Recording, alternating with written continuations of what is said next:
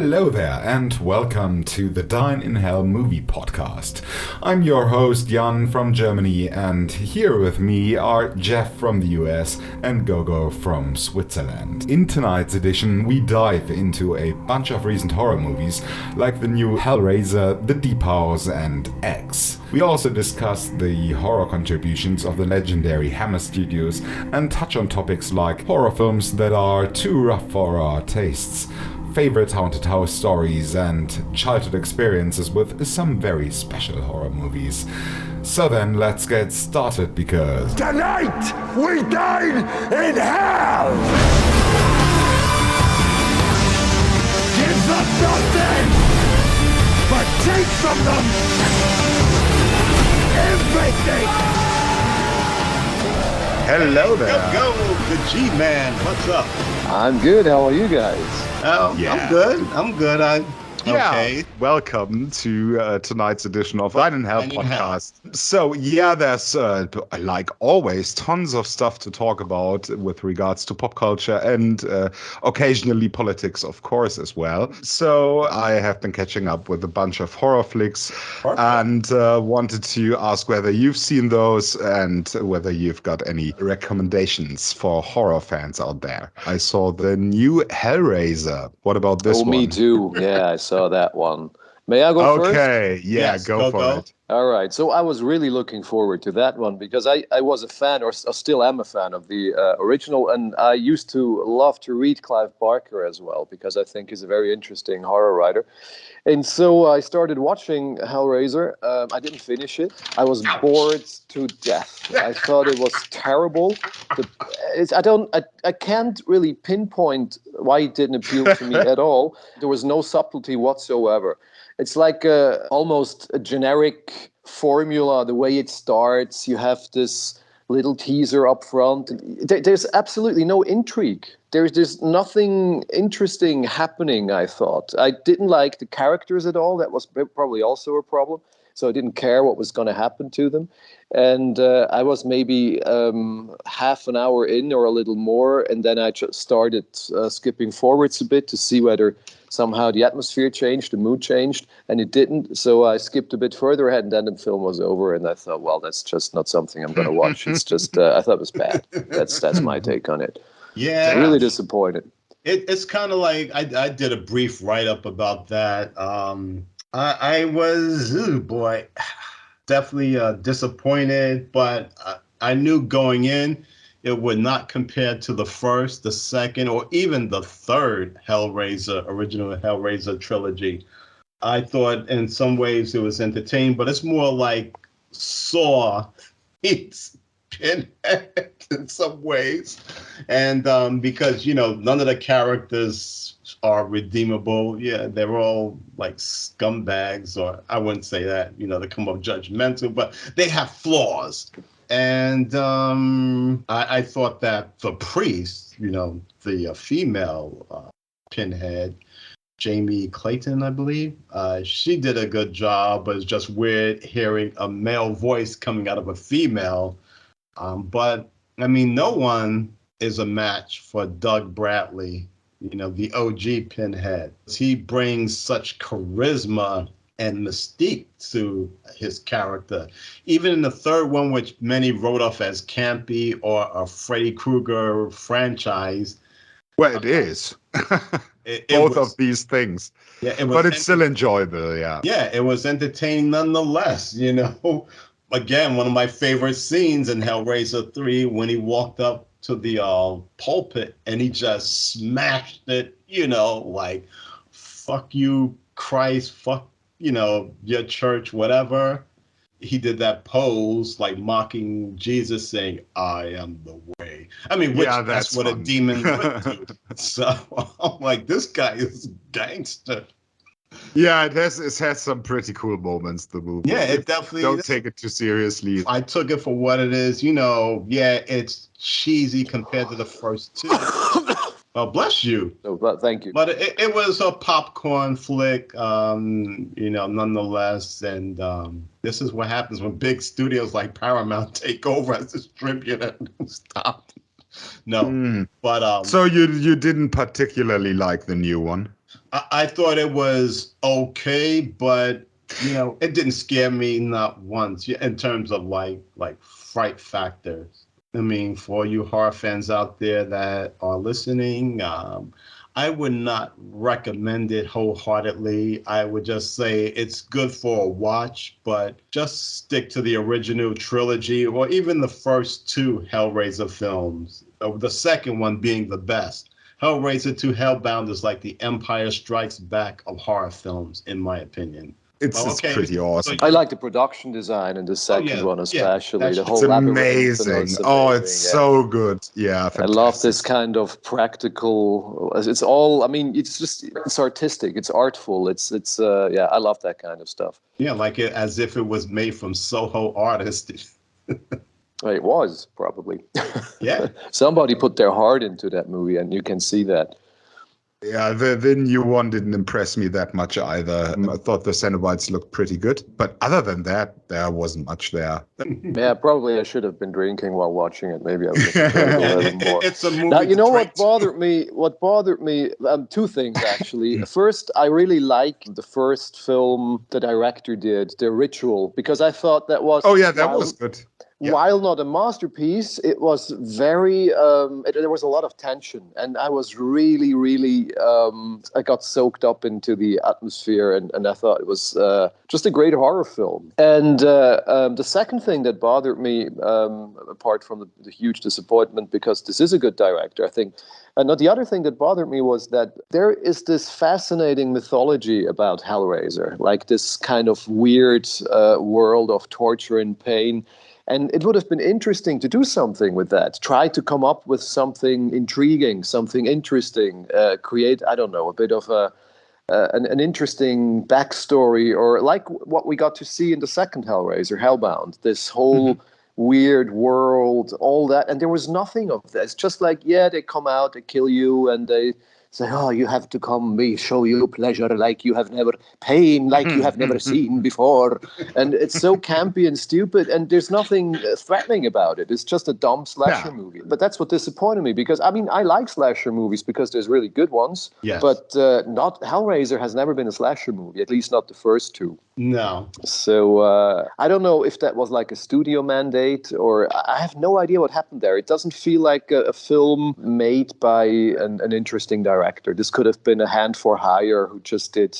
He went through the motions, basically. It didn't follow its roots, which Hellraiser is based on, I guess, sadomasochist culture, the subculture. There was just nothing original about it, I felt. No. It just felt, It's another disappointing remake. Absolutely. So, another one is wet. Consensus right there. So my recommendation would be The Deep House. Have you heard about that? I think I've heard the title, but I certainly haven't seen it. The director, I can't remember his name at the moment, is the guy who did Inside, the French new wave horror movie. I haven't seen it, but I heard of it. That's the one with the pregnant woman, right? Yeah, I can't exactly. watch that kind of stuff. It's got a reputation, and I still don't want to see it because of that. Me neither. I think Martyrs was enough for me in terms of French New Wave. I saw that one, and that's one of Bob's favorite horror films. It's pretty good, but it's borderline unbearable to watch. And that's the kind of shit I just don't like, because then I have that on my hard drive and I can't delete it anymore, and I don't want that on my hard drive. It's just too fucked up. I mean, I love horror movies, but I don't need this hyper realistic kind. I don't want to watch a Serbian movie either. This is That's of hell no. You both of you haven't seen a Serbian movie? No, and I refuse to see it. Actually, Harry Knowles, he nominated that as the best movie of 2000. Yeah, I can see that alone is a good reason case. Not to watch it. A sick, fat, orange fuck. Yeah. Exactly. It's a well-made movie, but the content is, it's one of the 2 or 3 darkest things I've ever seen in my life, I think.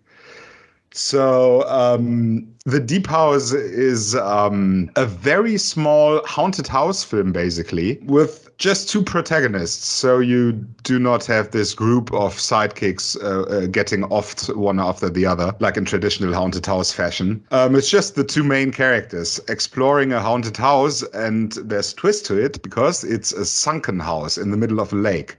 Oh, I heard about that. So they have to get their scuba gear ready and establish a comlink so they can talk underwater, and then dive down into the house and explore it. And the thing they're doing down there is actually, it's a guy running a YouTube channel and his girlfriend, and his channel is about lost place exploration. So he's doing this for the clicks. Aren't we all?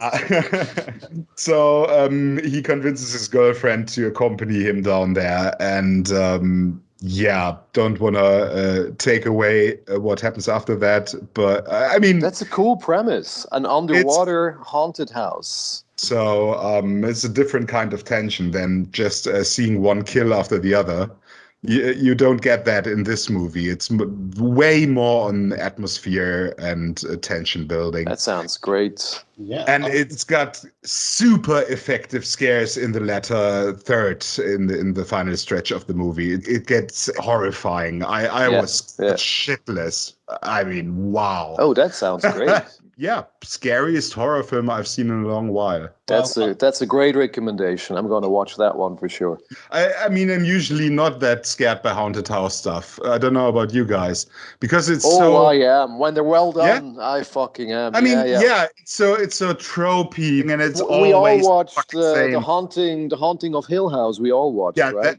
That was. And there were some scenes in that film at the beginning of that series that creeped me out. That I really thought that was really scary. That was fantastic, but mostly because of the great character work, because you were afraid with these people. Of course. Because emphasized with them so much. Of course, but that's what a good haunted house movie does. Show, yeah. With the exception of the last episode, which I fucking hated. But still, so what came before is so good that I still absolutely think it's one of the best horror series ever done. Yep. Jeff, had you seen this one? No, but in regarding to haunted house films, my favorite, even though it's not the typical haunted house film, is definitely Lucio Fulci's The Beyond. Oh, I've seen that one, but it's not really a haunted house. It's haunted hotel. Yeah, and it's like a scary ride, and it's super gory. Oh yeah, well, he's the godfather of gore. Yeah, absolutely. Not Herschel Gordon Lewis like two knuckleheads back from the Supernauts era keep saying, but.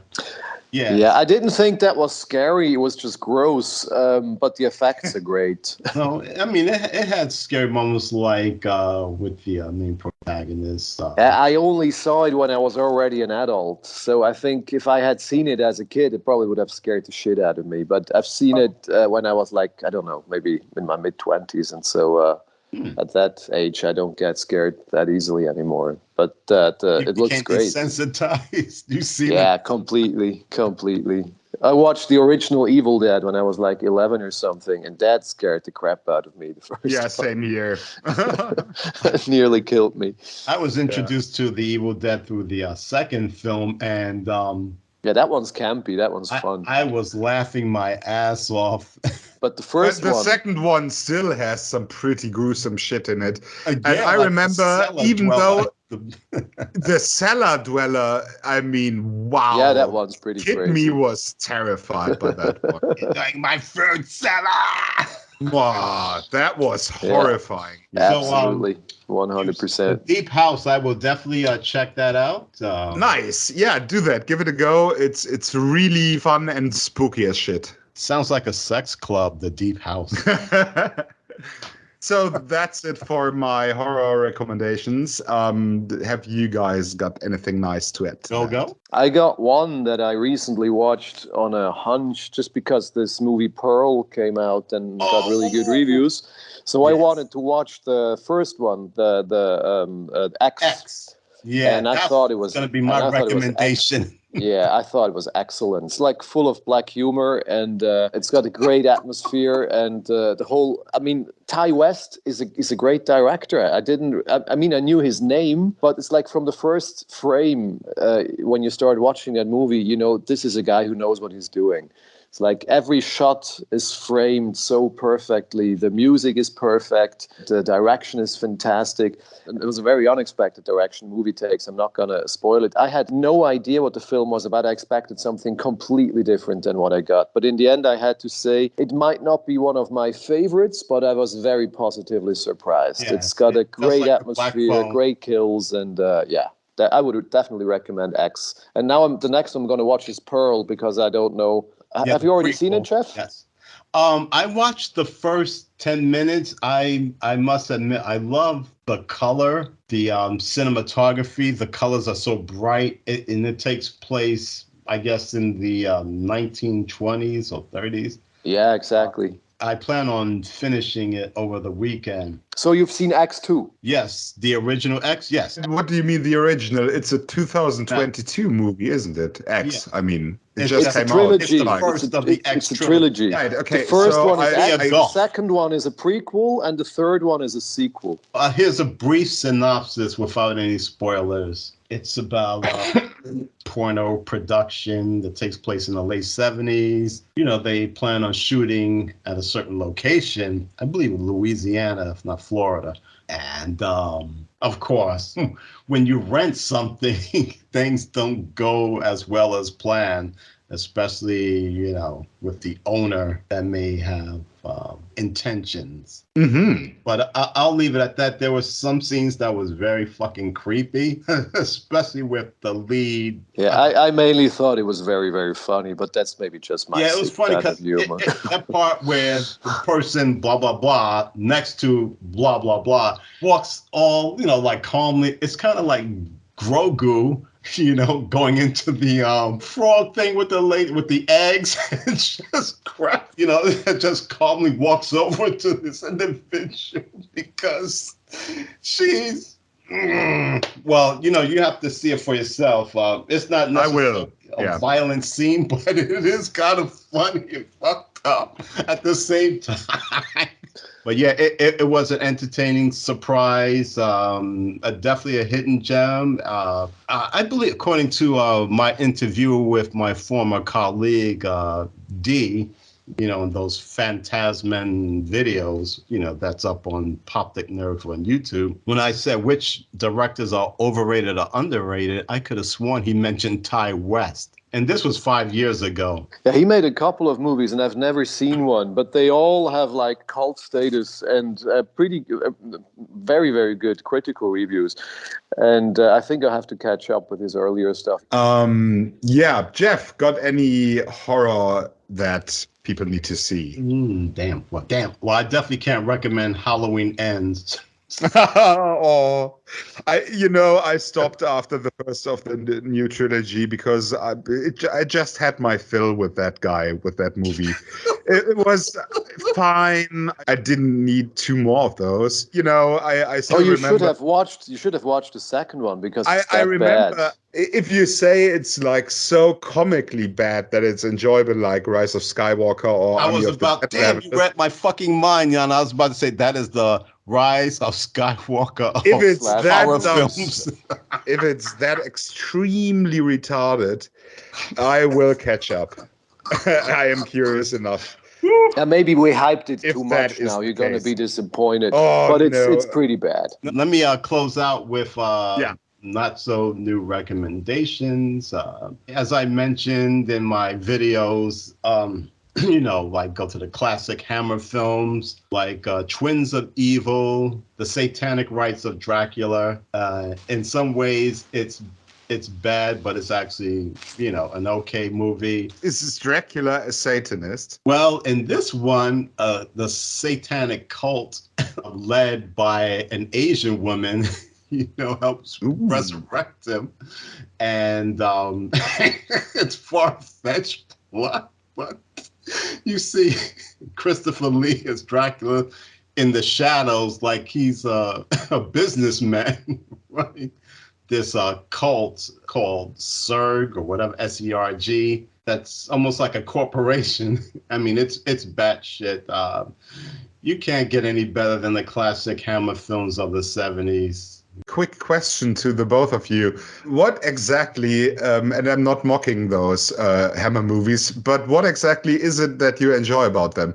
Because when I saw 2 or 3 of those, I thought they were neither particularly, tense or scary, or I didn't entirely get the appeal, I think. I would say they were a studio of that had high conceptual ideas.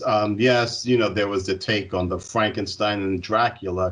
They modernized it and made the iconic universal monsters stand out, have more of a presence, even with ideas based on those classic characters like Frankenstein must be destroyed, or especially Frankenstein created woman, which wasn't like a bride of Frankenstein, but it was a solid revenge thriller where this woman, Christina, half her face is scarred and she's bullied by these 3 pricks, aristocrats who killed her father, and her lover, he was framed for the murder. And back then, if you're found guilty, off with your head. Here comes the opportunity for Baron Frankenstein, because, Christina, heartbroken, she commits suicide. So he uses his scientific magic to merge Hans and her together. But she now has, she's beautiful on the outside because it's Susan Denberg, very gorgeous. But at the same time, she has her lover's aggression and desire for revenge. So that's why she hears voices and she just hacks them up one by one, the bully self. I thought it was a nice tragic love story. Hammer has a solid record of interesting films, even though it's dated compared to today's standards of horror. But they were on top of their game. Even Dr. Jekyll and Sister Hyde, which is the first transgender horror film, mind you, where, Dr. Jekyll takes this potion and he transforms into this woman who, goes around killing the townsfolk. They had a lot of ideas that were ahead of its time. Right. I was raised on the Hammer films. I think that's my infatuation with Hammer movies, is that those were the films that made me fall in love with movies, because one of the first horror movies I've ever seen was the 1958 Dracula. Peter Cushing plays Van Helsing, Christopher Lee obviously plays Dracula. Yes. And I thought this was the most nerve-wracking, greatest fucking thing I had ever seen. I was maybe 6 or 7 years old, and my older brother was watching it with a friend, and I snuck in, and when they realized I was watching with them, they wanted to shoo me out, and I refused. And eventually they kicked me out because they said, "This is too gruesome. We can't let you watch this." And then only maybe a couple of days later, I snuck back in and found the videotape and watched the rest. And it was the greatest thing. I thought it had the greatest effects. Obviously, I've watched it again when I was 25, and the effects are not good at all. But if you have nothing to compare it to, it was amazing. And then I watched them all, like the Frankensteins, the Draculas, and that was during my early teens maybe. And they were pretty gruesome for their time, very bloody. And when I watch them now, what I appreciate about them is there's a kind of, it's something that either you love it or it doesn't speak to you. But when you love it, I mean, the greatest Hammer film is not a Hammer film, but an homage to the Hammer film. That's Sleepy Hollow by Tim Burton, a movie that puts everything that made Hammer special, this kind of creepiness, the production design that looks like it's done in a studio, but it still kind of works. What he distilled in Sleepy Hollow is what I love about Hammer movies. This kind of craftsmanship and something very special. It's not scary anymore if I watch it now. A lot of it is nostalgia, I have to admit that. I think that plays a huge part because it was so instrumental in my upbringing, for my passion for movies in the end. That's it for tonight's horror movie chat. Thanks for listening, have a great day, and check back for new posts on Poptic Nerve.